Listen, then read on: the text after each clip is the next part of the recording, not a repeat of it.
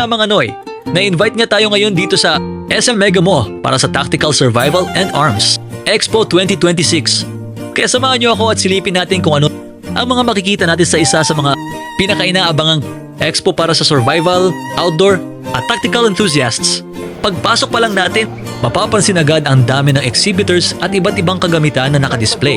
Merong mga survival gear, camping equipment, outdoor accessories, at iba pang produkto na talagang kapaki-pakinabang para sa mga mahilig sa adventure at preparedness.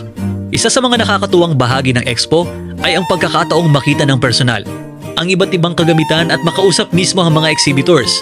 Marami kang matututunan tungkol sa tamang paggamit, maintenance, at mga bagong teknolohiya na available ngayon sa market. Siyempre mga Noy, hindi lang ito tungkol sa mga kagamitan. Isa rin itong pagkakataon para makakilala ng kapwa enthusiasts at makapagbahagi ng kaalaman at karanasan. Talagang makikita mo rito ang komunidad ng mga taong may parehong interes sa outdoor activities, survival skills at responsible ownership. Kaya kung mahilig kayo sa outdoor adventures, camping, preparedness, o gusto nyo lang makakita ng mga bagong kagamitan at innovations, magandang experience talaga ang ganitong klaseng expo. Hanggang dito muna mga Noy. Kung nagustuhan ninyo ang video na ito, huwag kalimutang mag-like, mag-share, at mag-follow para sa iba pa nating adventures. Kita-kits tayo sa susunod na vlog.